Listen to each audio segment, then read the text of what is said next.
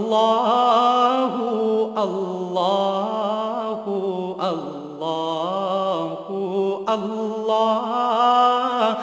اللہ اللہ اللہ اللہ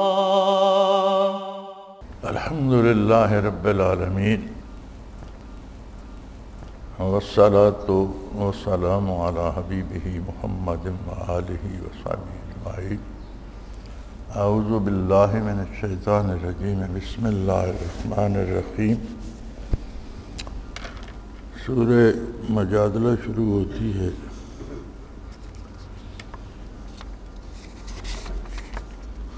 قولہ تعالی ذالکم توعظون بہ، اس سے تم کو نصیحت کی جاتی ہے۔ کفارہ مالیہ کو موجب وعظ و زجر فرمایا۔ اس کی عظامت مالیہ کو روح نفس میں خاص اثر ہے۔ مشائخ بھی اس تدبیر کا استعمال کر دیں کہ مرید اپنے نفس پر جرمانہ کرے، یہ نہیں کہ پیر اس سے وصول کرے۔ فرمایا صدقات کرنا ایک طرح کا جرمانہ ہے جس کو اصلاح نفس میں ایک خاص اثر ہے، اور وہ صدقات ہوتے ہیں کہ وہ آدمی اپنی غلطیوں کا کفارہ ادا کرنے کے لیے غریبوں کو دے۔ اس سے یہ مطلب نہیں کہ پیر مرید سے پیسے وصول کرتا رہے، بلکہ مستحقین کو دے کہ اصلاح نفس میں اس کا خاص اثر ہوتا ہے۔ قولہ تعالی وتناجوا بالبر والتقوی، نفع رسانی اور پرہیزگاری کی باتوں کی سرگوشیاں کرو۔ دلیل ہے کہ تخلیہ میں گفتگو کے جواز کی کسی مسئلے سے صوفیہ کے تناجی کی تسلیم کی اس میں اصل ہے۔ فرمایا اگر کسی سے کوئی بات بھی کرو تو وہ بالبر والتقوی، کسی سے سرگوشی بھی کرو، کسی سے کوئی بات خاموشی میں آرام سے بھی اشارے سے بھی کرو تو نیکی کی بات کرو اور تقوی کی بات، پرہیزگاری کی بات کرو۔ اور اس میں تخلیہ میں بھی گفتگو کا جواز ہے، یعنی تنہائی میں جب آپ بیٹھے ذکر کر رہے ہوتے ہیں یا جیسے اعتکاف میں بیٹھے ہوتے ہیں تو نیکی کی بات کی جا سکتی ہے، بھلائی کی بات کی جانی چاہیے، اس کا جواز ہے۔ قولہ تعالی اذا قیل لکم تفسحوا فی المجالس، جب تم سے کہا جائے کہ مجلس میں جگہ دو تو تم جگہ دیا کرو۔ اپنے عموم سے بعض آداب مجلس افادہ شیخ پر بھی دال ہے۔ فرمایا جب مجلس میں بیٹھے ہو اور کوئی دوسرا آ جائے تو اسے جگہ دی جائے، اور یہ جو آداب ہوتے ہیں محفل کے، یہ بھی استفادہ کرنے میں یعنی فائدہ حاصل کرنے میں ایک سبب بن جاتے ہیں۔ ادب ہی اصل چیز ہے جس سے فائدہ حاصل ہوتا ہے، اور آداب محفل بھی اس کا حصہ ہیں۔ اللہ تعالیٰ تمہیں ایمان والوں کو اور لوگوں کو جن کو اس نے علم عطا فرمایا ہے درجات عطا فرماتا ہے۔ اس میں دلالت ہے اصحاب شیخ کے عوام و خاص کے تفاوت درجات کی رعایت پر، مگر مدار رائے شیخ پر ہے نہ کہ رائے اصحاب پر۔ اللہ کریم ایمان والوں کو اور ان میں جو علم والے ہیں درجات عطا فرماتا ہے۔ فرمایا ہر بندے کا حال الگ ہے، اس کا درجہ الگ ہے، اور اس کے اپنے اپنے مقامات، اپنے اپنے درجات ہیں، لیکن فرمایا یہ مدار شیخ کی رائے پر ہے نہ کہ لوگوں کی اپنی رائے پر، کوئی اپنی طرف سے مقرر کر لینا کہ میرے یہ درجات ہیں، درست نہیں۔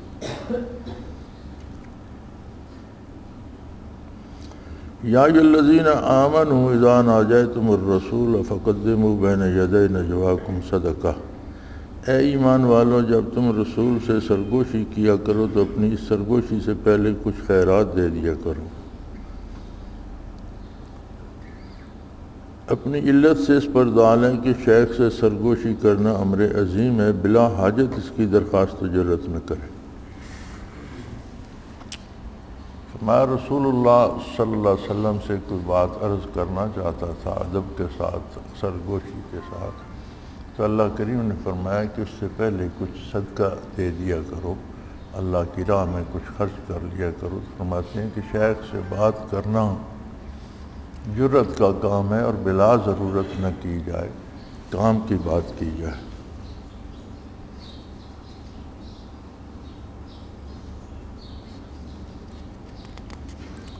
قولوا تعالی اشفقتم ان تقدموا بین یدی نجواکم صدقات فاذ لم تفعلوا وتاب اللہ علیکم فاقیموا الصلاۃ۔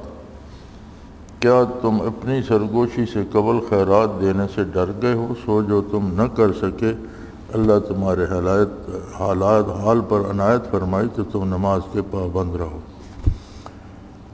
اس میں اس شخص کی تسلی ہے جو انفاق پر قادر نہ ہو، اس کی عموم میں وہ بھی داخل ہے جو شیخ کو ہدیہ نہ دے سکے، شیخ کو اس کی تسلی دینا زیبا ہے۔ فرماتے ہیں اس میں اس شخص کے لیے تسلی ہے کہ جس کے پاس صدقہ دینے کے لیے کچھ نہ ہو، یا شیخ کی خدمت میں بھی کچھ شے نہ دے سکے، پیش نہ کر سکے، تو شیخ کو چاہیے کہ اسے تسلی دے اور اس پر وہی نظر کرم کرے جو دوسروں پر ہے۔ قولہ تعالی استحوذ علیہم الشیطان فانساہم ذکر اللہ۔ ان پر شیطان نے پورا تسلط کر لیا ہے، سو اس نے ان کو اللہ کی یاد بھلا دی۔ میں کہتا ہوں کہ جب تم کو نسیان محسوس ہو، شیطان کے غلبے کا اثر سمجھ کر ذکر سے تدارک کرو۔ فرماتے ہیں اس آیت سے یہ سبق ملتا ہے اور بڑے زور سے کہتے ہیں کہ میں یہ کہتا ہوں کہ جب تم کو نسیان محسوس ہو، یعنی تم کو یہ احساس ہو جائے کہ مجھ سے ذکر چھوٹ رہا ہے، تو سمجھ لو کہ شیطان کا غلبہ ہو رہا ہے، اس نے مجھے ذکر بھلا دیا ہے۔ تو اسے شیطان کا اثر سمجھ کر ذکر سے اس کا تدارک کرو، فوراً ذکر شروع کر دو تاکہ اس کا تدارک ہو جائے۔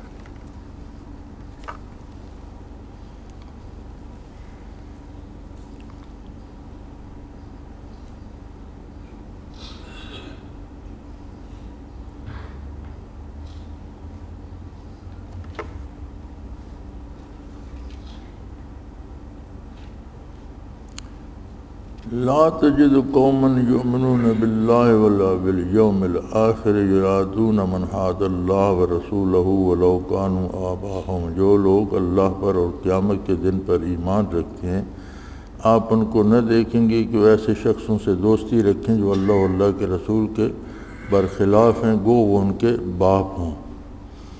اس میں دلالت ہے کہ محبت الہیہ کے لوازم میں سے ہے کہ اس کے ساتھ مخالفت کرنے والوں سے اس کو نفرت ہو۔ جس طرح اسلام قبول کرنے کے لیے صرف اسلام قبول کرنا کافی نہیں ہے، بلکہ کفر کا رد بھی ضروری ہے۔ حق کو قبول کرنے کے لیے کفر سے بیزاری بھی ضروری ہے، کفر کا رد بھی ضروری ہے۔ یہ نہیں کہ کفر کو بھی مانتا ہوں، اسلام کو بھی مانتا ہوں تو اسلام کو نہیں ہوتا، کفر کا رد کرے اور اسلام کو قبول کرے۔ اسی طرح فرمایا تعلقات میں محبت الہی کے لیے ضروری ہے کہ اللہ کے دشمنوں سے محبت نہ کرے، اللہ کے دوستوں سے محبت کرے، اور اللہ کے دشمن کا قریبی رشتہ دار اور باپ سے زیادہ قریبی کون ہوگا یا بھائی سے زیادہ قریبی کون ہوگا؟ تو قریبی رشتہ دار بھی ہوں، اگر وہ اللہ سے محبت نہیں کرتے تو یہ ان سے محبت نہ کرے۔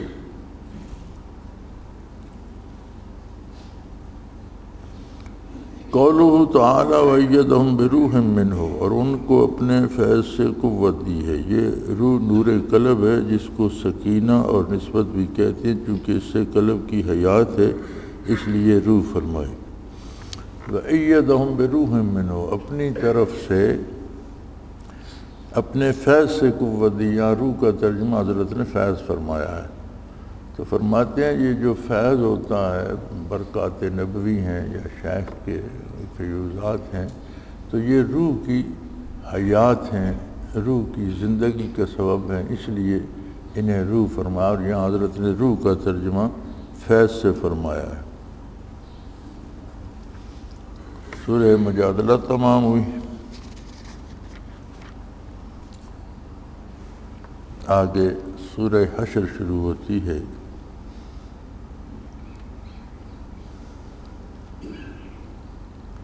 قولہ تعالی ما ظننتم ان یخرجوا وظنوا انہم مانعتهم حصونهم من اللہ فاتاهم اللہ من حیث لم یحتسبوا۔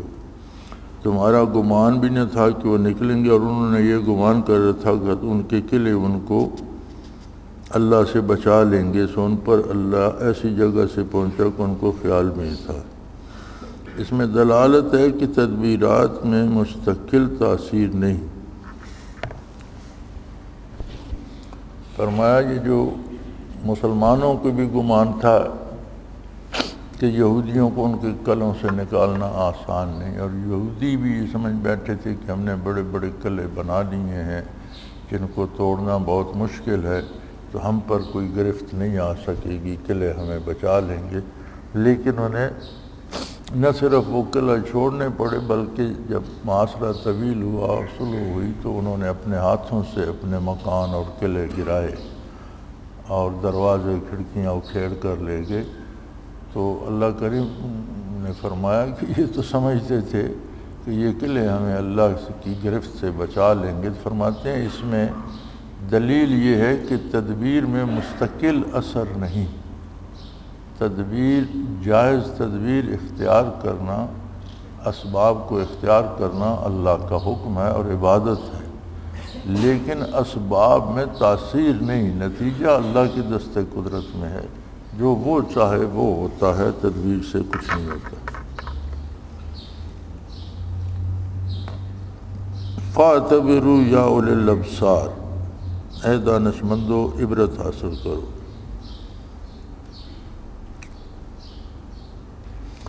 عبرت کی حقیقت ہے رد الشیء الی نظیرہ، اور اس کے عموم میں صوفیہ کا تعویلات قرآن حدیث بھی داخل ہوگی جو بقید خاص شرائط کے۔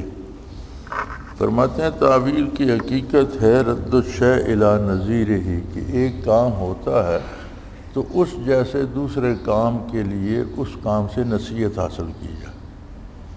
یعنی ایک کام ہوتا ہے، اس کا نتیجہ آپ کے سامنے آ جاتا ہے، تو آپ پھر کوئی کام ویسا ہی کرنے لگتے ہیں، تو آپ کو عبرت حاصل کرنی چاہیے۔ عبرت ہے وہ کیفیت کہ اس سے آدمی سبق حاصل کرے کہ ایسا کیا تھا تو نتیجہ اچھا نہیں ہوا، دوبارہ ایسا نہ کروں۔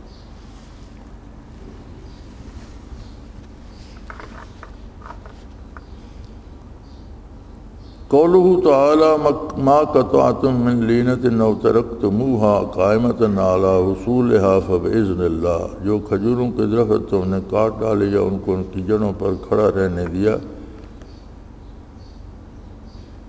یہ سب اللہ کی اذن سے ہوا۔ اس پر دال ہے کہ اختلاف مسلک جبکہ شرعی حد کے اندر اور خلوص سے وہ مضر نہیں۔ بڑی عجیب دلیل حضرت نے لی ہے۔ اس میں صوفیہ کے مسالک کا اختلاف بھی آ گیا، بس ایک دوسرے کو پر عیب لگانے کا حق نہیں۔ فرمایا اللہ کریم نے فرمایا کہ جو درخت تم کاٹ دیتے ہو یا کچھ درخت جڑوں پر کھڑے رہنے دیتے ہو، تو یہ سب اللہ کی حکمت سے ہے۔ تو فرماتے ہیں شرعی حدود کے اندر جو فروعی اختلاف ہوتا ہے، فروعی اختلافات ہوتے ہیں تعویلات میں، اس کی تعبیرات میں۔ اصول میں اختلاف جو ہوتا ہے وہ فرعی نہیں ہوتا، وہ اصولی ہوتا ہے۔ اور فروعی اختلافات جیسے کوئی بلند آواز سے آمین کہتا ہے، کوئی آہستہ کہتا ہے، یہ آمین کہنے پہ تو سب متفق ہیں، یہ اصول ہے۔ اب اس کی تعبیر و تعویل ہے، کوئی کہتا ہے بلند کہنی چاہیے، کوئی کہتا ہے آہستہ کہنی۔ رفع یدین اصول ہے، اور سارے ہم ہاتھ اٹھاتے ہیں۔ ہم بھی جب نماز حنفی بھی شروع کرتے ہیں تو تکبیر اولیٰ پہ ہاتھ اٹھاتے ہیں۔ کچھ دوسرے مسالک ہیں جو ہر تکبیر پہ ہاتھ اٹھاتے ہیں، تو یہ اس کی تفصیل ہے، یہ فرعی اختلاف ہے۔ تو جو فروعات میں اختلاف ہوتا ہے شرعی حدود کے اندر، اس میں کوئی خامی نہیں ہوتی کہ جو درخت کٹ گیا وہ بھی اللہ کے حکم سے، جو کھڑا ہے وہ بھی اللہ کے حکم سے، یعنی حدود الہی کے اندر رہ کر جو کا۔ اسی طرح فرمایا صوفیہ کے مسلک مثلاً 4 سلسلے تو یہاں ہمارے ہاں مشہور ہیں، اور میرا خیال ہے الانتباہ فی سلاسل اولیاء میں حضرت شاہ صاحب نے کوئی 16 سلسلوں کا ذکر کیا ہے، اور بھی بے شمار ہوں گے۔ تو یہ سلاسل کا مختلف ہونا، طریقے ذکر کا مختلف ہونا، اگر وہ خلاف شریعت نہ ہو تو یہ سب اپنی اپنی جگہ درست ہے، اس پر کسی کو دوسرے پر طعن نہیں کرنا چاہیے، دوسرے کو بھلا برا نہیں کہنا چاہیے۔ قولہ تعالی ویؤثرون علی انفسہم ولو کان بہم خصاصہ، اور اپنے سے مقدم رکھتے ہیں اگرچہ ان پر فاقہ ہو، اس میں ایثار کی فضیلت ہے بشرطے کہ کوئی واجب شرعی فوت نہ ہو، یعنی ایثار کیا جائے، اپنی ضرورتوں کو چھوڑ کر دوسروں کی ضرورتیں ضرور پوری کی جائیں، یہ اللہ کو بہت پسند ہے، لیکن کوئی واجب شرعی فوت نہ ہو۔ ایسا نہ ہو کہ آپ کو بچوں کو خرچ دینا آپ پر واجب ہے اور بچے بھوکے بیٹھ رہے ہیں اور آپ خیرات کرتے رہیں، یعنی واجب شرعی فوت نہ ہو، جو واجب شرعی ہیں وہ پہلے پورے کیے جائیں، اس کے بعد جو بچتا ہے وہ اپنی ذات کو آپ خالی پیٹ رکھ کے دوسرے کو دیں تو اچھی بات ہے۔ قولہ تعالی یقولون ربنا اغفر لنا ولإخواننا الذین سبقونا بالایمان، اور جو دعا کرتے ہیں کہ ہمارے پروردگار ہم کو بخش دے ہمارے ان بھائیوں کو جو ہم سے پہلے ایمان لا چکے ہیں۔ اس میں سابقین کے لیے دعا کرنے کی ترغیب ہے، اور صوف کی تو گویا عادت لازم ہے کہ اپنے ساتھ کے لیے دعا اور ایصال ثواب کرنے کی۔ فرمایا اس آیہ کریمہ میں یہ ترغیب دی گئی ہے کہ جو آپ سے پہلے مسلمان گزر چکے ہیں ان کو اپنی دعاؤں میں شامل رکھا کرے، اور صوفیہ کی تو عادت ہے کہ متقدمین کے لیے ایصال ثواب اور دعا کرتے رہتے ہیں۔ قولہ تعالی لانتم اشد رہبۃ فی صدورہم من اللہ، بے شک تم لوگوں کو خوف ان کے دلوں میں اللہ سے بھی زیادہ ہے۔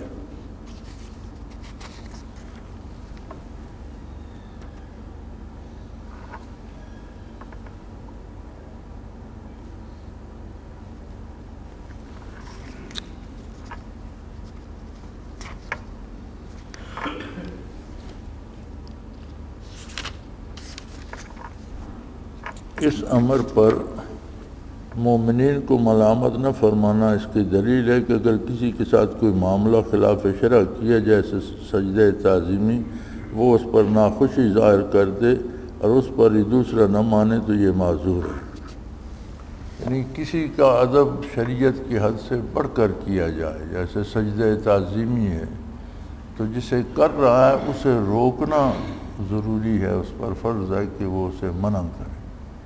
اگر منع کرنے کے باوجود کوئی نہیں مانتا تو وہ اللہ کے نزدیک کرنے والا جواب دہ ہوگا، لیکن جسے کر رہا ہے اس پر بھی ضروری ہے کہ غیر شرعی کام سے منع کرے۔ قولہ تعالی وَلْتَنْظُرْ نَفْسٌ مَا قَدَّمَتْ لِغَدٍ، ہر شخص دیکھ بھال لے کہ کل کے واسطے اس نے کیا بھیجا ہے۔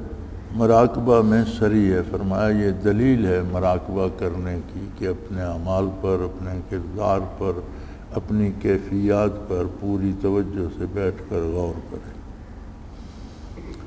اس میں ایک بات اور عرض کر دوں، عموماً اس سے مراد یہی لی جاتی ہے کہ جو گناہ کرتے ہیں ان کو یہ سوچنا چاہیے کہ میں اپنے لیے آگے کیا بھیج رہا ہوں، درست ہے، لیکن جو نیکی کرتے ہیں سوچنا انہیں بھی چاہیے کہ میں نے جو نماز ادا کی ہے، میں نے جو صدقہ دیا ہے، میں نے جو کوئی اور نیک کام کیا ہے، میں نے جو تبلیغ کی ہے، تو کیا اس میں للہیت اور خلوص ہے کہ وہ اللہ کی بارگاہ میں قبول ہو؟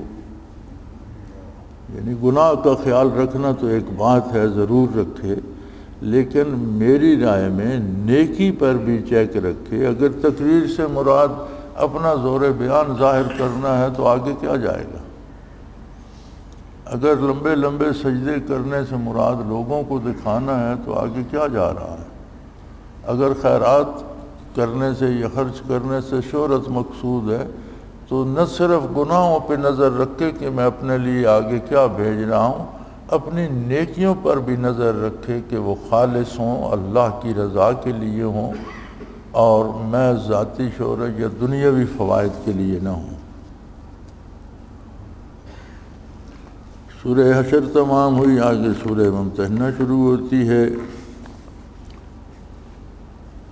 قولہ تعالیٰ ان کنتم خرجتم جہادا فی سبیلی وابتغاء مرضاتی تسرون علیہم بالمودہ، اگر تم میرے رستے میں جہاد کرنے کی غرض سے اور میری رضامندی کی ڈھونڈنے کی غرض سے نکلے ہو، ان سے چپکے چپکے دوستی کی باتیں کرتے۔ اس پہ دال ہے کہ حق تعالیٰ کی محبت کے لوازم میں سے کہ اس کے مخالف سے قطع تعلق کرے۔ فرمایا یہ آیت اس پر دلیل ہے کہ اللہ سے اگر محبت ہے تو اللہ کے نافرمانوں یا اللہ کے دشمنوں سے اتنی ہی نفرت بھی ضروری ہے۔ یہ نہیں ہو سکتا کہ اللہ سے محبت کا دم بھی بھرے اور اللہ کے دشمنوں سے بھی اس کی دوستی اور تعلق ہو۔ قولہ تعالیٰ لن تنفعکم ارحامکم ولا اولادکم، تمہارے رشتہ دار اور اولاد قیامت کے دن تمہارے کام نہ آئیں گے۔ اس پر دال ہے کہ دینوی علاقوں کی رعایت دین میں ناجائز ہے۔ فرماتے ہیں جو ارشاد ہوا کہ تمہاری رشتہ داریاں قیامت کو قائم نہ آئیں گی، اس میں دلیل ہے کہ دنیاوی رشتوں کو دینی امور میں کوئی فوقیت نہ دی جائے۔ کسی کو اختیار ہے کوئی چیزیں بانٹنے کا تو وہ غریبوں کو چھوڑ دے اور اپنے رشتہ داروں کو دے دے۔ یعنی دنیاوی رشتے جو ہیں ان کو دینی امور میں نہیں لانا چاہیے، بلکہ ہر کا حق حقدار کو پہنچنا چاہیے۔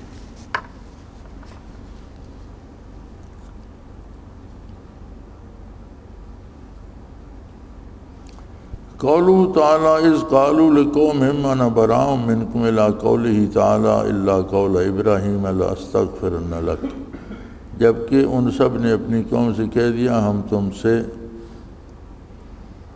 یا لیکن ابراہیم کی اتنی بات تو اپنے باپ سے ہوئی تھی کہ میں تمہارے لیے استغفار کروں گا۔ اس میں دلالت ہے کہ جو بغض فی اللہ ہوتا ہے وہ شفقت اور خیر خواہی کو قطع نہیں کرتا بخلاف بغض نفسانی کے۔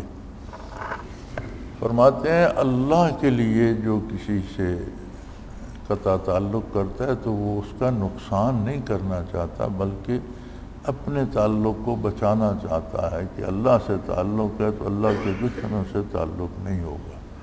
اور جو دشمنی نفس کی خاطر ہوتی ہے وہ دوسرے کو نقصان پہنچانے کے لیے ہوتی ہے، وہ دوسرے کو نقصان بھی پہنچاتی ہے۔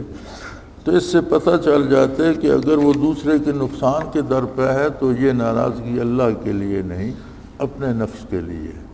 اور اگر دوسرے کو اس کے حال پر چھوڑ دیا تو اس سے قطع تعلق کر لیا اور اس کے نفع نقصان میں مداخلت نہیں کرتا تو اس کا مطلب ہے اس نے اللہ کے لیے اس کو چھوڑ دیا ہے۔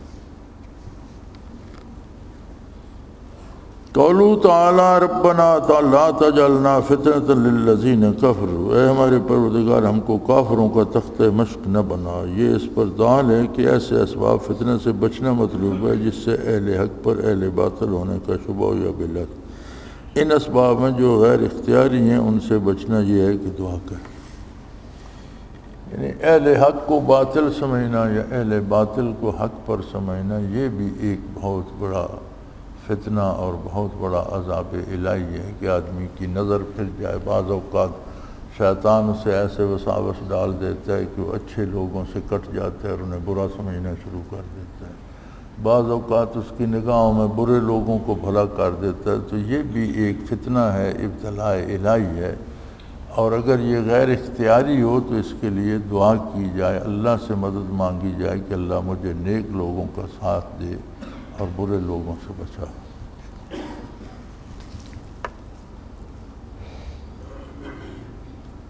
قوله تعالی لا ينهاكم الله عن الذين لم يقاتلوكم في الدين ولم يخرجوكم من دياركم ان تبروهم، اللہ تعالیٰ تم کو ان لوگوں کے ساتھ احسان اور انصاف کا برتاؤ کرنے سے منع نہیں فرماتا جو تم سے دین کے بارے میں نہیں لڑتے اور تم کو تمہارے گھروں سے نہیں نکالتے۔ بزرگوں کی عادت ہے کہ بعض کفار سے ملاطفت و نرم کلامی یا قبول ہدیے کا برتاؤ کرتے ہیں، یہ جائز ہے۔ فرمایا کہ بعض کافروں سے بھی بزرگ ہدیہ لے لیتے ہیں یا ان سے نرمی سے بات کرتے ہیں یا ان کی بات سن لیتے ہیں، تو جب تک وہ خلاف اسلام لڑ نہ رہے ہوں، اسلام کے خلاف کوئی ایسا فتنہ کھڑا نہ کر رہے ہوں جو اسلام کو نقصان پہنچانے کا سبب ہے، تو محض کافر ہونے کی وجہ سے انہیں چھوڑ دینا جائز نہیں ہے۔ یہ بزرگوں کا کام ہے، اگر ان سے نرمی کرتے ہیں تو ہو سکتا ہے کسی کی اصلاح ہو جائے، نہ ہو تو ان کی کوشش تو جاری رہتی ہے، اپنی بات تو پہنچا دیتے ہیں۔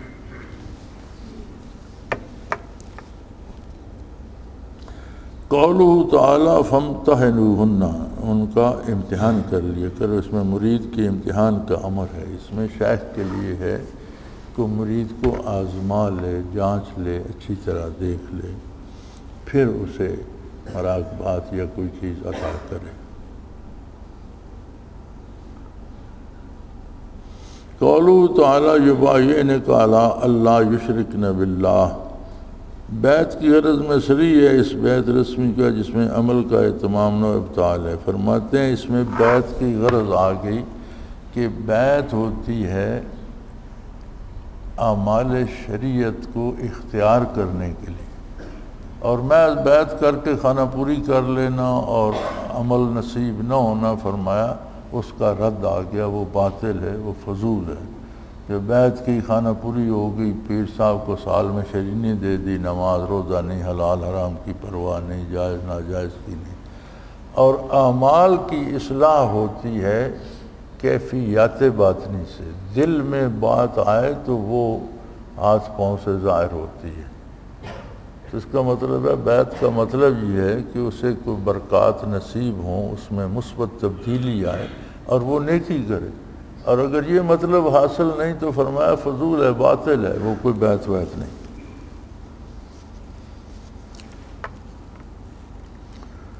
سورہ ممتنہ تمام ہوئی، آگے سورہ صف ہے۔ قولہ تعالیٰ یا ایھا الذین آمنوا لم تقولون ما لا تفعلون، اے ایمان والو ایسی بات کیوں کہتے ہو جو کرتے نہیں۔ اس میں اعمال اور کمال کے دعویٰ کی مذمت ہے۔ فرمایا اپنے اعمال کو گنتے رہنا کہ میں یہ کرتا ہوں یہ کرتا ہوں، یا اپنے کمال کا دعویٰ کرنا، اس کی مذمت آئی ہے، اس کو اچھا نہیں سمجھا گیا۔ جو حال ہے وہ اللہ کے ساتھ رکھے اور دوسروں کو بتانے کے لیے نہیں، اللہ کو راضی کرنے کے لیے مجاہدہ کرے۔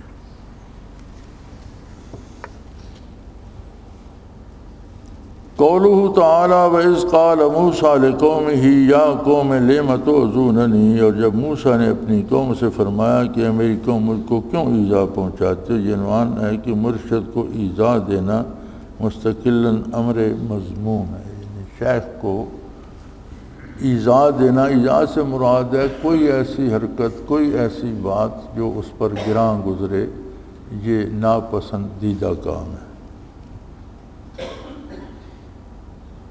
قولہ تعالیٰ وَأُخْرَىٰ تُحِبُّونَهَا نَصْرٌ مِّنَ اللَّهِ وَفَتْحٌ قَرِیب، اور ایک اور بھی ہے کہ تم اس کو پسند کرتے ہو، اللہ کی طرف سے مدد اور جلدی فتح یابی۔ چونکہ اس نصرت و غلبہ کی محبوبیت اعانت فی الدین کے لیے تھی، اس سے مفہوم ہو کہ جس دنیا سے دین پر استعانت کی جائے اس کی طلب مذموم نہیں۔ سبحان اللہ، کیسی بات اخذ فرمائی ہے کہ تم اس کو پسند کرتے ہو کہ اللہ کی طرف سے مدد ہو اور جلد فتح یابی ہو، یعنی اسباب دنیا کی طلب غلب دین کے لیے جو ہو وہ اچھی ہے، وہ خراب نہیں۔ دنیاوی اسباب اگر جمع کرتا ہے اور ان سے فائدہ دین کو ہوتا ہے، دولت کماتا ہے، اللہ کی راہ میں خرچ کرتا ہے، لوگوں کی اصلاح ہوتی ہے یا بھلا ہوتا ہے، علم حاصل کرتا ہے، محنت کرتا ہے اور پھر لوگوں تک پہنچاتا ہے، یا اقتدار حاصل کرتا ہے، لوگوں کو انصاف دیتا ہے، تو یہ دنیاوی نعمتیں دین کی مدد کے لیے حاصل کی جائیں تو اچھی بات ہے، منع نہیں ہے۔ سورہ صف تمام ہوئی، آگے سورہ جمعہ ہے۔ قولہ تعالی بعث فی الامیین رسولا، ناخواندہ لوگوں میں ایک پیغمبر بھیجا۔ اس میں دلالت ہے کہ اضافہ علوم کا اسباب مادیہ، اضافہ علوم کا اسباب مادیہ پر موقوف نہیں، پس ولایت کا امیت کے ساتھ جمع ہونا ناممکن، البتہ امور شرعیہ ضروریہ کا علم ضروری ہے کہ وہ درست سے نہ ہو۔ اور حضرت رحمۃ اللہ علیہ نے اوپر نوٹ کیا ہے کہ ولی کے لیے عالم ہونا ضروری نہیں۔ فرمایا اس آیت میں اس پر دلالت ہے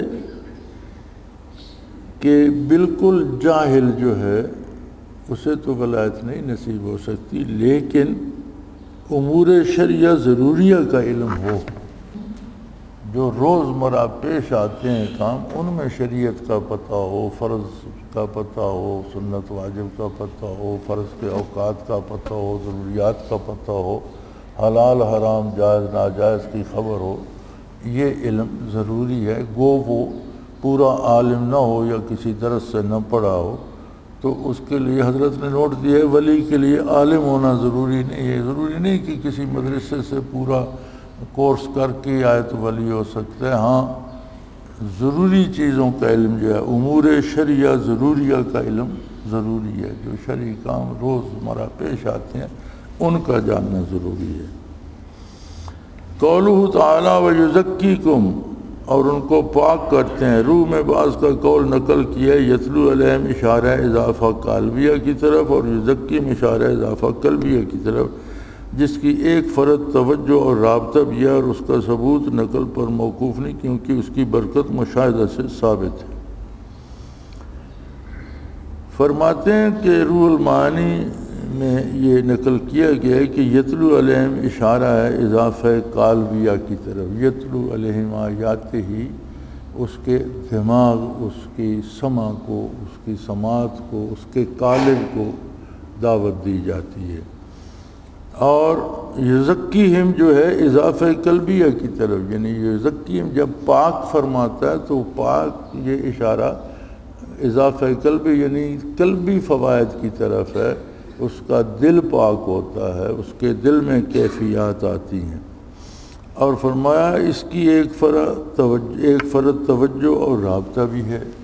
اضافہ قلبیہ دلی فائدے یا دلی کیفیات حاصل ہونے کا ایک جز یا ایک فرد توجہ بھی ہے اور رابطہ بھی ہے، کہ شیخ سے رابطہ بھی ہو، شیخ کی توجہ بھی نصیب ہو، اور فرمایا اس کا ثبوت نقل پر موقوف نہیں۔ اب اس کو ثابت کرنے کے لیے کہیں سے کوئی نقلی دلیل لانے کی ضرورت نہیں کہ کس نے لکھا، کہاں لکھا، فرمایا اس کی برکت مشاہدہ سے ثابت ہے، یہ سامنے ہے، اس کی برکت مشاہدہ سے ثابت ہے، جسے یہ نصیب ہوتی ہے نعمت وہ نیک ہو جاتا ہے، برائی چھوڑ دیتا ہے، عقیدہ درست ہو جاتا ہے۔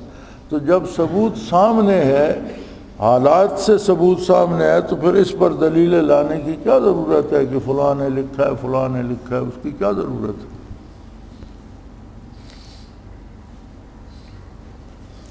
قولہ تعالی وآخرین منہم لما یلحقوا بہم، اور دوسروں کے لیے بھی انہی میں سے جو ہنوز ان میں شامل نہیں ہوئے۔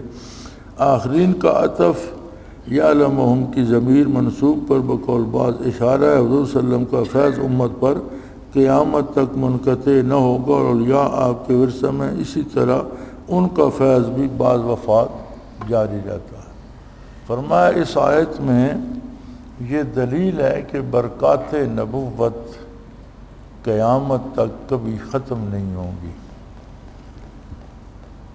فرمایا آخرین منہم لما یلحقوا بہم، کچھ وہ لوگ جو ابھی تک ان کے ساتھ ملے نہیں، یعنی دنیا میں کچھ جو اپنا وعدہ نبھا کر شہید ہو گئے یا اللہ کی بارگاہ میں ایمان کامل لے کر پہنچ گئے، کچھ مومن ایسے ہیں جو دنیا میں باقی ہیں۔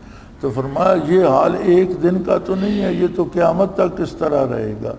اس میں دلیل ہے کہ حضور اکرم صلی اللہ علیہ وسلم کی برکات اور آپ کے فیوضات قیامت تک جاری رہیں گے۔ اور اسی طرح فرماتے ہیں اولیاء آپ کے ورثہ ہیں، اولیاء امت جو ہیں وہ برکات نبی کے وارث ہیں اور حضور سے برکات پا کر تقسیم کرتے ہیں۔ اسی طرح ان کا فیض بھی بعد وفات جاری رہتا ہے، مرنے کے بعد بھی اولیاء اللہ کا فیض جاری رہتا ہے۔ لیکن ایک بات کی میں وضاحت کر دوں، آج ہمارے زمانے میں لوگوں نے فیض سے مراد دنیاوی ضروریات لے لی ہیں۔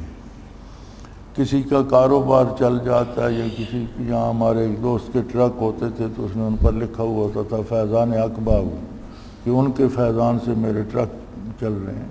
تو یہ دنیاوی امور جو ہیں یہ فیوضات میں داخل نہیں ہیں، یہ اللہ کی تقسیم ہے۔ دنیا تو اس نے کافروں کو بھی دے رکھی ہے، تو کیا وہ کسی ولی اللہ کے فیوضات ہیں یا کسی نبی کی فیوضات ہیں؟ فیوضات سے مراد دینی اصلاح، عقیدے کی اصلاح اور عمل کی اصلاح ہے۔ برکات نبوت سے مراد تزکیہ ہے، دل کا پاک ہونا ہے۔ تو فیوضات نبوی کی مراد بھی عقیدے کا صحیح ہونا اور عمل کی توفیق ہونا خلوص کے ساتھ، یہ برکات نبوت ہیں۔ اور ولی سے بھی یہی فیض نصیب ہوتا ہے کہ عقیدے کی ایمان بھی صحیح ہوتا ہے، مضبوط ہوتا ہے، اور عمل میں اصلاح کی توفیق ہوتی ہے۔ دنیاوی چیزوں کو فیض کہنا یہ تو ہندوؤں والا عقیدہ ہے، جس طرح انہوں نے بتوں سے منسوب کر رکھا ہے کہ فلاں سے دولت ملتی ہے، فلاں سے اولاد ملتی ہے، فلاں سے یہ ہوتا ہے، وہ درست نہیں۔ دنیاوی چیزوں کو ولی کا فیض یا نبی کی برکت کہنا درست نہیں۔ یہ رزق اللہ نے ہر ایک کا تقسیم کر دیا ہے۔ انبیاء علیہ السلام سے اللہ کا قرب ملتا ہے، اور اللہ کے قرب کی دلیل صحت عقیدہ اور صحت عمل ہے۔ قولہ تعالی مثل الذین حملوا التوراۃ، جن لوگوں نے تورات پر عمل کرنے کا حکم دیا، اس میں اشارہ ہے اس شخص کی بدحالی کی طرف جو باوجود علم کے انکار کرے۔ فرمایا جانتے بوجھتے جو انکار کرے اس کا حال بہت برا ہے۔ بات سمجھ تو رہا ہو لیکن مان نہ رہا ہو کہ اس میں میری شان کم ہو جائے گی۔ قولہ تعالی قل یا ایھا الذین ھادوا ان زعمتم انکم اولیاء للہ من دون الناس فتمنوا الموت، اے آپ کہہ دیجئے کہ یہودیو اگر تمہارا یہ دعویٰ ہے کہ تم بلا شرکت غیر اللہ کے مقبول ہو تو موت کی تمنا کرو۔ اس میں دلالت ہے کہ علامات ولایت سے موت کی تمنا اگرچہ عقلاً سے، اس میں مدعی حال کے امتحان پر بھی دلالت ہے۔ فرمایا یہودیوں نے کہا کہ ہم اللہ کے بڑے مقبول ہیں، تو اللہ نے فرمایا میرے نبی ان سے کہو اپنی موت کی تمنا کر کے دیکھیں۔ تو سب بھاگ گئے، انہیں پتہ تھا کہ اللہ کے رسول ہیں، ان کے سامنے کریں گے تو موت واقع ہو جائے گی، تو اس سے ڈر گئے۔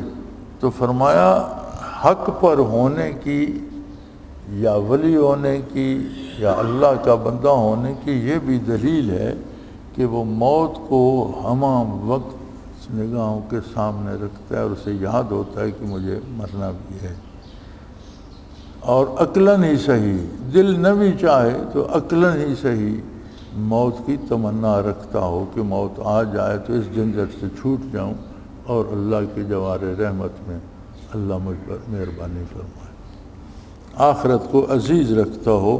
مدعی حال کے امتحان پہ بھی دلالت ہے، جو کہتا ہے کہ میں صاحب حال ہوں اس کا امتحان بھی اس سے ہو جاتا ہے کہ اسے موت یاد ہے یا دنیا میں مصروف ہے۔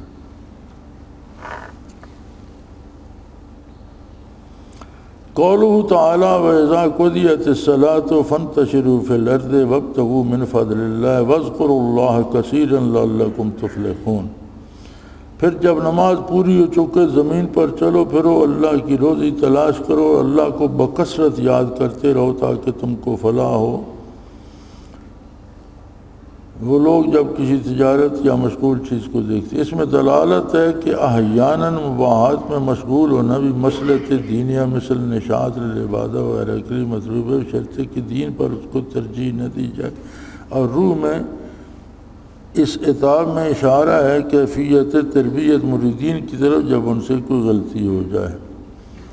تو فرماتے ہیں کہ دنیا کے کام کرنا یا ان سے خوشی حاصل کرنا، اچھا لباس پہننا یا کاروبار میں کوئی منافع حاصل کرنا جس سے خوشی ہو، یہ اس وقت برا نہیں جب ذکر الہی میں رکاوٹ نہ آئے، اللہ کی یاد میں رکاوٹ نہ آئے، دین پر عمل میں رکاوٹ نہ آئے، تو پھر یہ چیزیں بھی اللہ کی نعمت ہیں کہ حلال ذریعے سے، جائز ذریعے سے کمایا، اس سے خوشی ہوئی، حلال ذریعے سے کمایا، اس سے اچھا گھر بنا لیا، اچھا لباس بنا لیا، ایک فرحت، ایک خوشی ہوتی ہے۔ تو فرمایا یہ بری بات نہیں جب کہ یہ دین میں رکاوٹ نہ ہو، یہ نہ ہو کہ اس پہ خوش ہو کر اللہ کا ذکر بھول جائے، اللہ کی یاد بھول جائے، ذکر الہی میں غفلت آ جائے، پھر درست نہیں، پھر ان کا نہ ہونا ہی بہتر ہے۔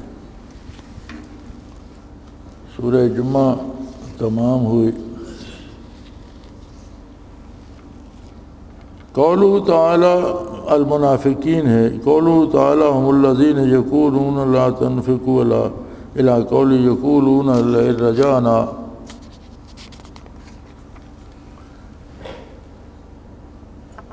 وہ جو کہتے ہیں کہ جو لوگ رسول اللہ کے پاس ہیں ان پر کچھ خرچ کرو، اور اللہ تعالیٰ کے قول یقولون، اس میں مال و جاہ کی بنا پر اہل اللہ سے استحقار کی مذمت ہے۔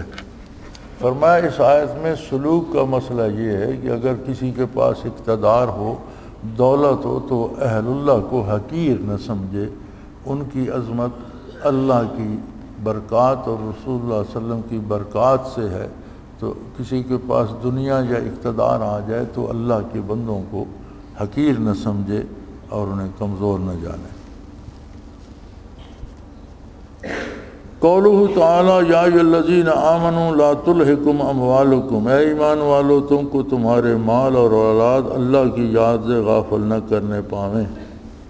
فرماتے ہیں اس میں اللہ کی یاد اور اللہ کے ذکر سے غفلت کی مذمت آئی ہے۔ اللہ کریم نے اسے اچھا نہیں، پسند نہیں فرمایا، بلکہ اس کو غلط کہا ہے کہ مال یا اولاد کی محبت اتنا مصروف نہ کر دے کہ اللہ کا ذکر چھوٹ جائے، اللہ کے ذکر کو مقدم رکھے اور پھر دوسرے کام کرے۔ آگے سورہ تغابن ہے، قولہ تعالی وَمَن يُؤْمِنْ بِاللَّهِ يَهْدِ قَلْبَهُ، جو شخص اللہ پر ایمان رکھتا ہے اللہ اس کے قلب کو راہ دکھا دیتا ہے۔ اس میں اہل حال کا حال ایسے احوال میں اثبات ہے۔ فرماتے ہیں صاحب حال کا حال اس بات سے ثابت ہوتا ہے کہ اسے اللہ سے کتنی محبت ہے، اور محبت الہی کا اظہار اس سے ہوتا ہے کہ اللہ کی نافرمانی سے کتنا بچتا ہے اور اللہ کی اطاعت میں کتنی گرمجوشی سے سرگرم عمل ہے۔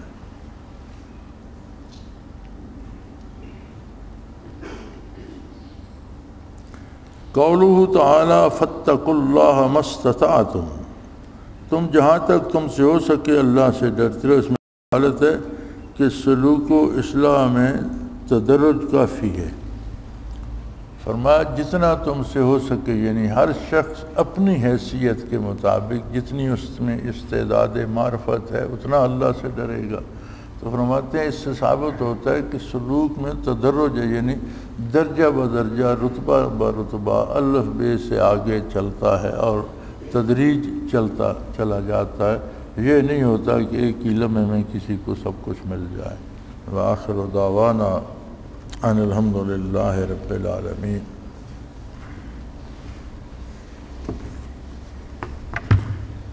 الحمد للہ رب العالمین والصلاة والسلام علی حبیبہ محمد وآلہ وسلم۔ اللہم ربنا لا تقتلنا بغضبک ولا تہلکنا بعذابک واعف عنا قبل ذلک۔ اللہم ربنا لا تسلط علینا من لا يرحمنا، انت ولینا فی سفرنا وحضرنا فی مالنا واہلنا، انت ولینا فی الدنیا والآخرہ توفنا مسلمین والحقنا بالصالحین وصلی اللہ تعالی علی حبیبہ محمد برحمتک یا اللہ اللہ اللہ اللہ اللہ اللہ اللہ اللہ۔ حضرت امیر محمد اکرم آوان مد ظلہ العالی دارالعرفان منارہ ضلع چکوال میں سالہ سال سے قرآن و حدیث کے اوپر خطابات کر رہے ہیں اور سلسلہ نقشبندیہ اویسیہ کے مطابق لوگوں کو ذکر الہی کی تربیت دے رہے ہیں۔ وہ قرآن پاک کی تفسیر ترتیب وار بیان کر رہے ہیں۔ تفسیر قرآن کو وہ موجودہ ملکی اور بین الاقوامی حالات کے مطابق بیان کرتے ہیں۔ موٹر وے سے کلر کہار کے انٹرچینج سے نکلتے ہوئے کلر کہار کی جھیل سے ہوتے ہوئے میانی، بوچھال اور نور پور سے گزرتے ہوئے دارالعرفان منارہ پہنچ سکتے ہیں۔ حضرت امیر محمد اکرم آوان نے بچیوں اور بچوں کی دینی اور دنیاوی تعلیم کے لیے سقارہ اکیڈمی کے نام سے ایک درسگاہ بھی قائم کی ہے، جس کا افتتاح ملک پاکستان کے صدر جنرل محمد ضیاء الحق نے اپنے دست مبارک سے کیا تھا۔ وہ تمام احباب جو اسلام کی طلب رکھتے ہیں ان سے گزارش ہے کہ دارالعرفان منارہ ضلع چکوال میں امیر محمد اکرم آوان صاحب کے خطابات سے مستفید ہوں۔ وہ ہر جمعے کو نماز سے پہلے بیان فرماتے ہیں۔ ہر ماہ کی پہلی اتوار کو ماہانہ اجتماع ہوتا ہے جس میں آپ خصوصی خطاب فرماتے ہیں اور پاکستان کے چاروں صوبوں سے احباب اس اجتماع میں شرکت کرتے ہیں۔ اس کے علاوہ یہاں سال میں 2 مرکزی اجتماعات بھی ہوتے ہیں، ایک رمضان المبارک میں اعتکاف کا اجتماع اور دوسرا جولائی اور اگست میں 40 دن کا اجتماع ہوتا ہے جس میں روحانی تربیت کی جاتی ہے۔ اپنا خون سیماب دے کر اتنا ہم کر جائیں گے، نام آقا کا چمن میں پھر رقم کر جائیں گے۔